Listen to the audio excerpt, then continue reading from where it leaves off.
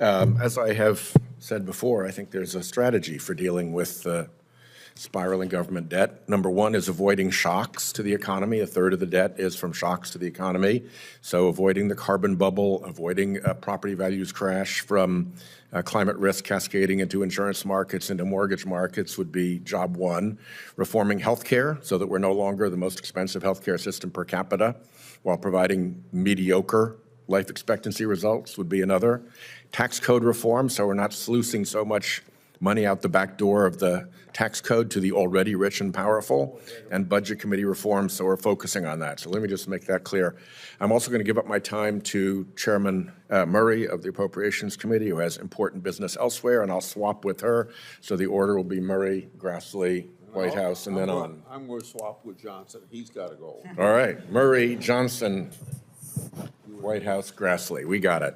Thank you. Thank Chairman you. Murray. Thank you so much for your accommodation. The housing crisis is hitting everyone. I'm from Washington State. I hear about it all the time. We've got a long way to go, a lot of people to help, but to me, the bottom line is more affordable housing. In Washington State, we face a shortage of almost 172,000 affordable homes, meaning that for every 10 extremely low-income Washington State families, there's only 3 affordable homes. So I really believe this is an all-hands-on-deck crisis that requires every level of government to step up and do their part. On the Senate Appropriations Committee, I was really proud to help create the Pathways to Removing Obstacles to Housing program, or the Yes in My Backyard program, as we originally referred to it, to help identify and remove barriers to producing and preserving affordable housing. And we were able to provide $100 million for that program in fiscal year 24, even under the very difficult Fiscal Responsibility Act caps. That is in addition to other important investments the federal government is making to boost supply, the home program, low-income housing tax credit. But clearly, the current levels of investment are not sufficient and not moving quickly enough to meet really the urgency of this crisis. So, Mr. Williams, let me start with you. What have been some of the most effective federal interventions to address our housing shortage? Thank you, Senator.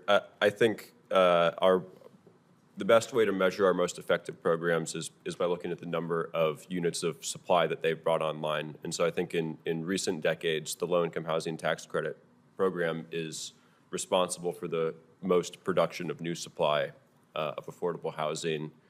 But in the very recent past, I'm also very optimistic about the Pathways to Removing Obstacles program as it's kind of addressing the issue from a different angle, which is encouraging municipalities to remove some of those zoning and permitting obstacles that prevent new housing supply, affordable and market rate housing from being able to come online.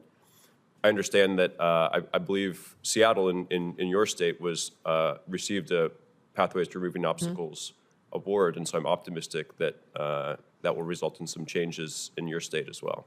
Very good. Thank you very much. And Ms. Harris, I'm curious, what have you seen in building additional housing over the last decade?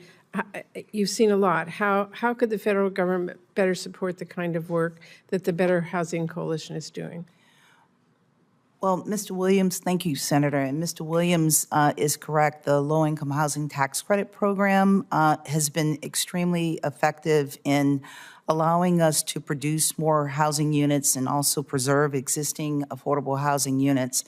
You know, the cost of a unit of housing, whether it's market rate or affordable, is almost identical. And the only way that we are able to offer rents at 50, 60, 70% off of market rate rents is the capital stack that we use by holding our debt down to about 30% of the overall development costs versus a market rate development that is somewhere between 70 and 90%. The low-income housing tax credit equity allows us to do that. And then there's usually 15 to 20% left of gap financing that is needed. And we've used creative things like capital magnet funds from the CDFI fund, ARPA dollars, in some cases CDBG, and philanthropy to be able to fill those holes and deliver quality housing options for families. The one thing I would say, while we're cobbling together sometimes 12, 13, 14 sources of financing, that adds another 12 to 24 months to the delivery time. And the demand is so high. Every time we open up a new community, we have 4 or 5 times the amount of applications that we have units to help families find quality housing. Thank you very much. Mr. Speaker, it's an honor to have you here. Thank you so much for joining us. I'm curious to ask you, because we have heard Donald Trump's Project 2025 agenda proposes leaving HUD's responsibilities to states and localities without any federal funding or oversight, and proposes selling off the nation's public housing stock, which is a critical piece of our country's affordable housing priorities. Here in Congress, we also saw the House Republicans put forward a 2025 budget that would slash HUD funding. So as you're watching all this from your seat, can you talk a little bit about those kinds of proposals would affect your state's housing efforts? Thank you, Senator. It would have a disastrous effect, not only on Rhode Island, but the rest of the country. Look, there are clearly some things that we can all agree on, which was we need some local zoning reform. But to privatize the public housing sector would exasperate an already existing crisis we have and a shortage.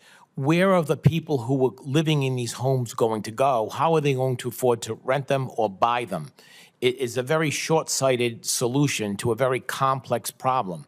We need both. We need federal subsidies and we need land use reform on a local level. And we need the federal government to step in because the states and the local communities cannot do it alone, Senator.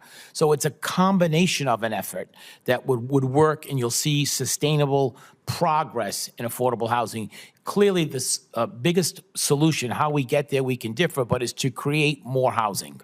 We need more housing at every single level, the market level of housing, the workforce housing, the low-income housing, and even homelessness needs more shelters. So you can take your pick as to which one you want to fund or to what degree, but all of them need attention from the federal government, and they need to use local reforms to make it easier. The private sector will step up, and the private sector is ready, willing, and able to build in Rhode Island and probably throughout all 50 states. This is not a red state issue or a blue state issue. This is an every state issue. And the private sector will do its part, but we need the federal government as well. We need both to partner, if you will. Thank you very much. I've heard the same from my governor and local officials, so I really appreciate that. Could I have 30 seconds of personal privilege? I want to correct that 2025 is not a Trump program. It's a Heritage Foundation program, and they've been doing it for every new president since 1980.